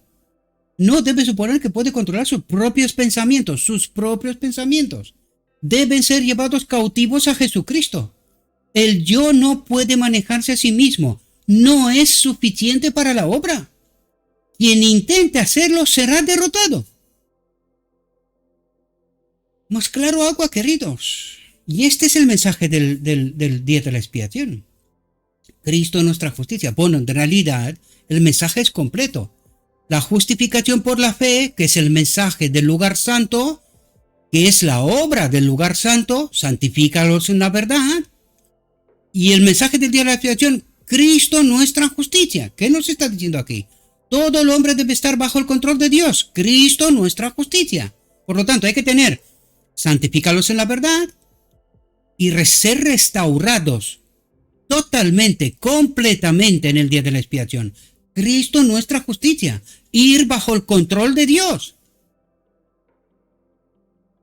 Porque aquí nos revela algo importante. Bajo el control y el dominio de quién está la mente. ¿Qué nos ha dicho hasta aquí? ¿Qué significa la batalla de Armagedón? Que tenemos que salir del dominio y del control del enemigo para entrar bajo el dominio y el control de nuestro Dios. Y que no podemos confiar en nosotros mismos. Pero si desde el mismo Edén, una y otra vez, vemos la historia, la caída estrepitosa del hombre. Sin Dios, no hay manera, queridos. No la hay. Dice, quien intente hacerlo será derrotado. Solo Dios puede hacernos y mantenernos leales. Y sin pasar por la santificación en la verdad, la obra del lugar santo, y sin pasar por la restauración, Cristo nuestra justicia total y completa en el día de la expiación, no hay reino de Dios. Y no se puede eludir ninguna de estas fases. Hay que pasar por las dos fases. Santifícalos en tu verdad, tu palabra es verdad, toda, para evitar la falsa confusión, y hay que entrar en el día de la expiación, permitir a Cristo que tome el control de nuestra mente. Por eso nos está diciendo una y otra vez, deja el mundo. Ahora vamos ahí, vamos a entender algunas cosillas. Porque cuando estamos bajo el control de Cristo, somos salvos, somos suyos. No antes. Y hay que pasar por toda la obra que implica el día de la expiación, el lugar santísimo. Solo Dios puede hacernos y mantenernos leales. Puede hacernos y mantenernos leales. Dice, Satanás se propone por medio de ángeles malignos aliarse con los hombres que profesan ser piadosos y fermentar así la iglesia de Dios. Los hombres caídos y los ángeles caídos están, por la apostasía, en la misma confederación, unidos para obrar contra el bien. Se unen en una compañía desesperada. Satanás sabe que si puede inducir a los hombres, como indujo a los ángeles, a unirse en rebelión, bajo la apariencia de siervos de Dios, tendrán en ellos sus aliados más exitosos en su empresa contra el cielo. Y esta es la Odisea, queridos. Bajo el escudo de que nosotros estamos en la iglesia, nosotros servimos a Cristo, pero un carácter que no es el carácter de Cristo. ¿Quién tiene éxito? ¿Quién? El enemigo, queridos. El enemigo. Dice, bajo el nombre de piedad, puede inspirarles su propio espíritu acusador y acusarles de maldad. A los siervos de Dios, ¿verdad? Son sus detectives entrenados. Su trabajo es crear enemistades, hacer acusaciones que crean discordia y amargura entre hermanos, poner lenguas en servicio activo para Satanás, sembrar semillas de disensión, vigilando el mal y hablando de aquellos que creará discordia. Y eso es lo que está pasando en medio de la iglesia, queridos. ¿De quién es ese carácter? Dice, Cristo oró por sus discípulos. Atentos. Santifícalos en la verdad. Tu palabra es verdad. Y esta es la justificación por la fe de Lutero, la obra del lugar santo. Esta es. Dije, como tú me enviaste al mundo, así yo los he enviado al mundo. Y por ellos me santifico a mí mismo para que también ellos sean santificados por la verdad. No ruego solo por esto, sino también por los que han de creer en mí, por la palabra de ellos, para que todos sean uno como tú, Padre en mí y yo en ti, para que también ellos sean uno en nosotros, para que el mundo crea que tú me has enviado y la gloria que me diste, yo les he dado, para que sean uno como nosotros somos uno, yo en ellos y tú en mí, para que sean perfectos en uno y para que el mundo conozca que tú me has enviado y que los has amado a ellos, como también a mí me has amado. Juan 17, 23, ¿verdad? Esto deberíamos de conocerlo, supongo. Dios ha expresado su voluntad en esta oración de sed por la unidad de su pueblo creyente. Pero la unidad tiene que estar ¿en qué? En su palabra, querido. En la verdad pura, sin contaminación. Dice, pero hay un conflicto incansable que se mantiene en esta tierra, contaminada y manchada por la maldición. ¿Quién es la maldición? El enemigo. El enemigo está aquí.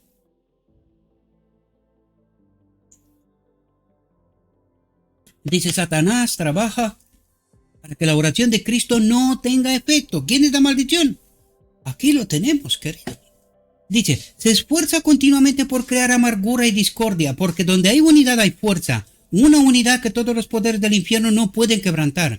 Y todos los que ayuden a los enemigos de Dios, trayendo debilidad y tristeza y desaliento sobre cualquiera del pueblo de Dios a través de sus propias maneras y temperamentos perversos, están trabajando directamente contra la oración de Cristo.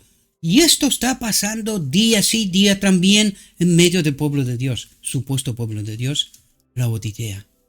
¿Qué está pasando? Este es el carácter del enemigo. Y es así como obramos contra Cristo, ¿verdad? Dice, todos los amigos de las potencias de las tinieblas, a pesar de sus zarandeos y de sus amargas recriminaciones, que son continuas, están unidos como con bandas de acero en el gran objeto de la deslealtad a Jehová. ¿De quién habla aquí? De la iglesia, empezando por el liderazgo, queridos. Dice, el único remedio para nuestras instituciones, nuestras iglesias, nuestras familias y para los individuos es la entera conformidad con la voluntad y el carácter de Dios. Estos son los Abeles modernos, que no se apartan ni un ápice de un escrito está. No importa quién diga lo que diga, no importa.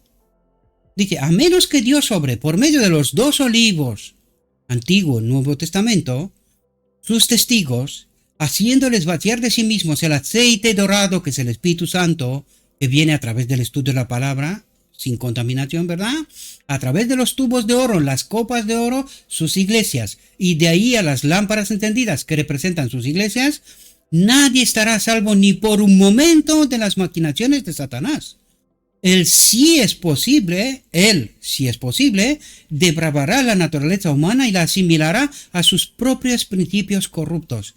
Batalla del Armagedón, batalla por nuestra mente, por tu mente. ¿Y quién nos salva? Los dos testigos, el Antiguo y Nuevo Testamento. Así dice Jehová, un escrito está. Dice, pero este aceite dorado reavivará el Espíritu de Dios en los corazones del hombre. Un principio semejante al de Cristo será introducido como levadura. A través de la inspiración del Espíritu de Dios, las agencias satánicas serán vencidas. ¿Cómo será vencido el enemigo? Con la verdad pura, sin contaminar, y a través de la verdad seremos llenos del Espíritu de Dios. Un principio semejante al de Cristo será introducido como levadura. ¿Cuál es el principio semejante al de Cristo? No soy yo el que hace estas obras, el Padre que habita en mí. Él hace estas obras. Este es el principio y este es el mensaje del día de la expiación. Pero os he traído unos poquitos textos que los tengo compartidos en el canal de Telegram, al cual os invito si así lo deseáis, para que podamos entender realidades, ¿verdad? Y dice, la palabra de Dios es la simiente. Dice, cada semilla tiene en sí un poder germinador. Es decir, la palabra de Dios tiene dentro de ella un poder germinador que brota, que da vida, ¿verdad? Dice, en ella está encerrada la vida de la planta. En la palabra de Dios está encerrada la vida de la planta. Es decir, habla de nosotros, ¿verdad? Dice, así hay vida en la palabra de Dios. Cristo dice, las palabras que yo os he hablado son espíritu y son vida. Es decir, ¿cómo nos llenamos nosotros del Espíritu Santo? A través de la palabra de Dios, sin contaminar, sin falsa doctrina. Dice, Cristo dice, las palabras que he hablado son espíritu y son vida. El que oye mi palabra y cree al que me ha enviado, el Padre, tiene vida eterna. Dice, en cada mandamiento y en cada promesa de la palabra de Dios se halla el poder, la vida misma de Dios. No lo sé si entendemos. Recuerden que cuando el Padre habla, decreta. Recuerden el tercer día cuando el ángel se acerca a la tumba y le dice a Jesús, levántate, tu Padre te llama. En su palabra hay la vida misma de Dios. Es un decreto. Cuando Dios habla, hay vida. Jesús se levanta de los muertos. Resucita, ¿verdad? En ese llamamiento, mediante el ángel, recuerde, dice, por medio de los cuales pueden cumplirse el mandamiento y la promesa. Por medio de los cuales pueden cumplirse el mandamiento y la promesa. ¿Cómo? Porque cuando tienes la vida misma de Dios, que es el Espíritu Santo en nosotros, en este templo, se puede cumplir el mandamiento y la promesa. Eso es lo que está diciendo. No lo digo yo, está escrito, ¿verdad? Dice, aquel que por la fe recibe la palabra de Dios tal cual, es un Abel moderno, dice, está recibiendo la misma vida y carácter de Dios. Misma vida y carácter de Dios. Palabras estallan como una bomba nuclear, queridos. La misma vida y carácter de Dios lo vamos a tener en nosotros. Está escrito, no lo digo yo, ¿verdad? Dice, en el desierto de la tentación, Cristo se vio frente a las grandes y principales tentaciones. que asaltan a los seres humanos. Por lo tanto, atentos porque tiene que ver conmigo y tiene que ver contigo. Dice, allí se encontró a solas con el enemigo artero y sutil y lo venció. La primera gran tentación tenía que ver, atentos, primera gran tentación, con el apetito. La segunda, con la presunción. Nosotros tenemos la verdad, a Moisés, a Abraham, nosotros tenemos la verdad, no hay más verdad, lo tenemos todo claro. Presunción. La tercera, con el amor al mundo. ¿Qué festeja la iglesia hoy? El Día de Acción de Gracias. Amor al mundo. Justo en la iglesia. Ups. Un ejemplo. Hay más, ¿verdad? Pero un ejemplo. Dice, Satanás ha vencido a millones tentándolos a complacer el apetito. ¿Por qué el Día de Acción de Gracias en la iglesia? El apetito. Así lo queremos, ¿no? Pero ¿quién es tú que me diga no sé qué y no sé cuánto? Yo, nadie. Pero ¿tienes el discernimiento de entender cómo obra el enemigo?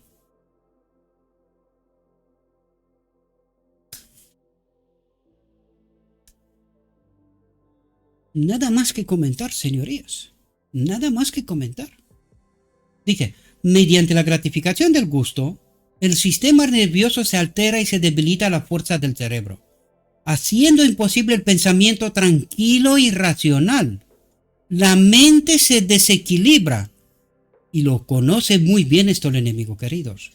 Dice, sus facultades más elevadas y nobles se pervierten para servir a la pasión animal y no se toman en cuenta los intereses sagrados y eternos. Es decir, nos metemos en la distopía.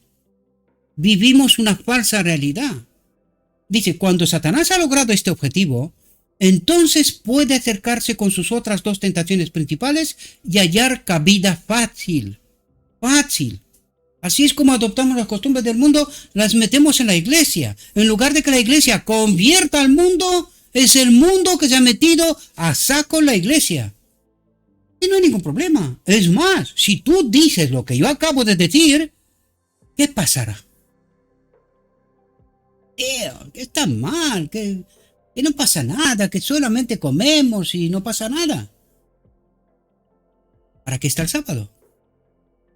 No es un día de encuentro con nuestros hermanos y con Dios. ¿Por qué necesitamos traer otras historias en el marco de la iglesia? ¿Por qué queremos desviar la atención del pueblo de Dios a otras historias cuando el sábado está para eso? Para tener a Cristo en medio de nosotros y compartir. Hay que leer el Evangelio. ¿Qué hacían los apóstoles? Compartían. ¿Qué?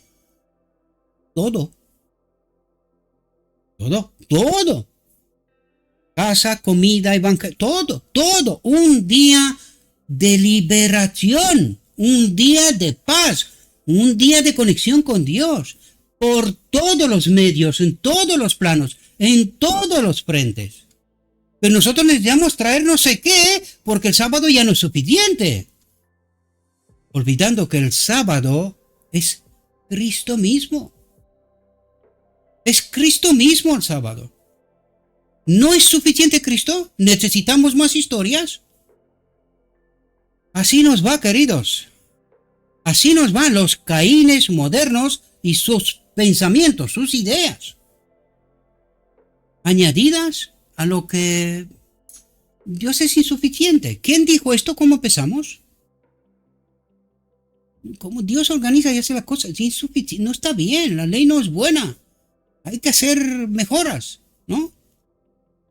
¿Cómo termina la Odisea? Así. ¿Alguien se entera? No se entera, querido, nadie.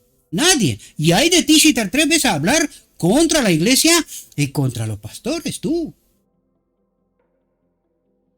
Perdonadme, pero yo me he vuelto loco hace un rato ya. Un sinvergüenzas. Pero es lo que hay. Abeles modernos necesita Dios. Abeles modernos. Dice, tus facultades más elevadas y nobles y fervientes para servir a la pasión animal y no se toman en cuenta los intereses sagrados y eternos. Cuando Satanás ha logrado este objetivo, entonces puede acercarse con sus otras dos tentaciones principales y hallar cabida fácil. Sus múltiples tentaciones se derivan de estos tres grandes puntos principales. Tres grandes puntos principales. Apetito, presunción de saber, de conocer, de estar unido a Dios, ¿verdad? Y el amor al mundo.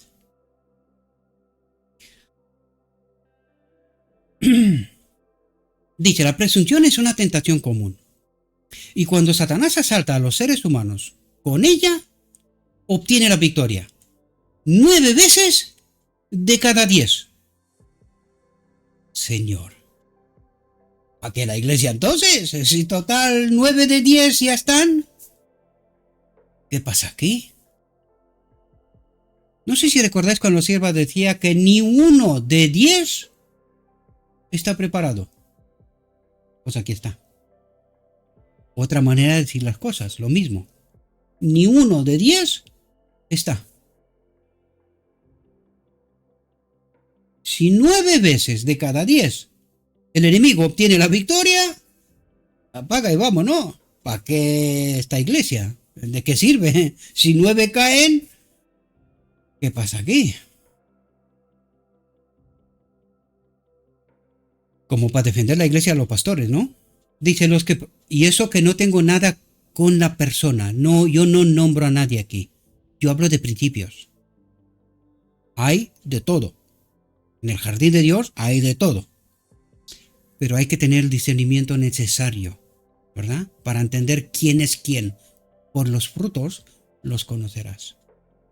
Dice, los que profesan ser seguidores de Cristo y por su fe aseguran estar enrollados en la guerra contra todo lo que es de naturaleza pecaminosa, frecuentemente se sumergen sin pensarlo en tentaciones de las cuales se requeriría un milagro, que nos lo dijo antes, que no va a haber para sacarlos sin mancha. Dice, la meditación y la oración los había preservado e inducido a evitar la posición crítica y peligrosa en la cual se colocarán al concederle a Satanás una ventaja sobre ellos. Porque es lo único que necesita. Una sola. Una. ¿No me creen? Y Adán en Edén. Una. La historia se cambió. Por completo. De la tierra y del cielo. Porque el que bajó no es el mismo que el que subió. Hay que entender bien el Evangelio, ¿verdad? Dice, las promesas de Dios no son para que las reclamemos irreflexiblemente mientras nos apresuramos temerariamente a entrar en el peligro, violando las leyes de la naturaleza y descuidando la prudencia y el juicio con que Dios nos ha dotado. Esta clase de presunción es la más flagrante de todas. A Cristo le fueron ofrecidos los tronos y los reinos del mundo y la gloria de ellos, si tan solo se postraba para adorar a Satanás. Y nosotros no queremos entender que cuando Dios nos dice que abandonemos este mundo, en realidad este mundo no es más que la oferta del enemigo. Y cuando nosotros nos cuesta tanto dejar el mundo, lo que quiere decir es que la oferta que nos ha hecho el enemigo es... Ok. Nos gusta. Y como nos gusta el mundo, Dios dice, pues es tu elección, ¿qué quieres que haga yo? Aquí te quedas. No puedo hacer nada más. Y nos cuesta tanto abandonar.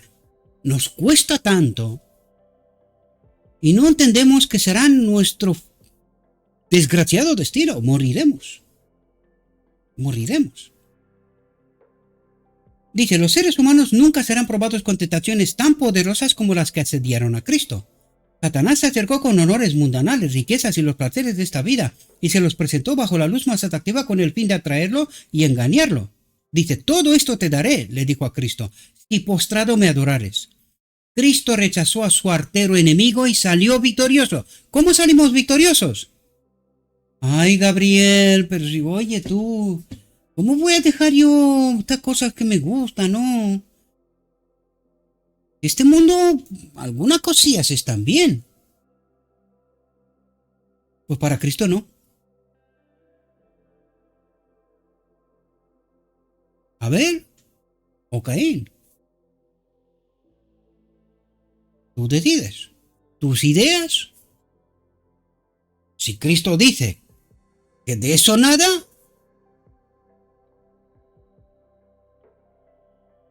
¿qué diré yo?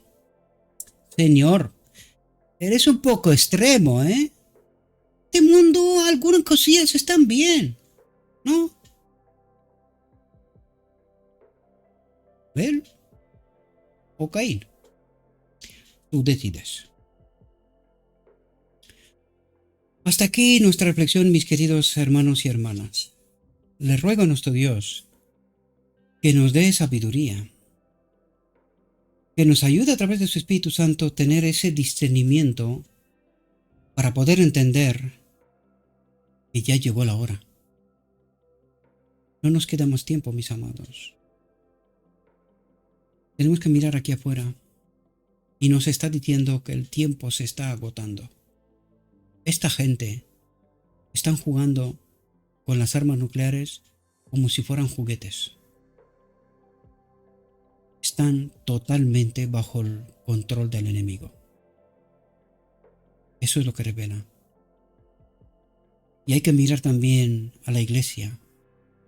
Hay que ver cuál es el carácter que se manifiesta en medio de la Odisea. Cuesta. Hay que beber este vaso.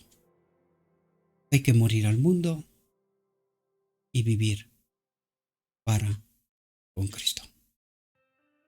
Le ruego a nuestro Dios que nos envíe su Espíritu, que nos capacite, que podamos entender su verdad, su realidad, su perspectiva y entendiendo que nos convirtamos en esos vasos de honra para Dios. Gracias y nos vemos en la próxima reflexión. Que tengáis un feliz día.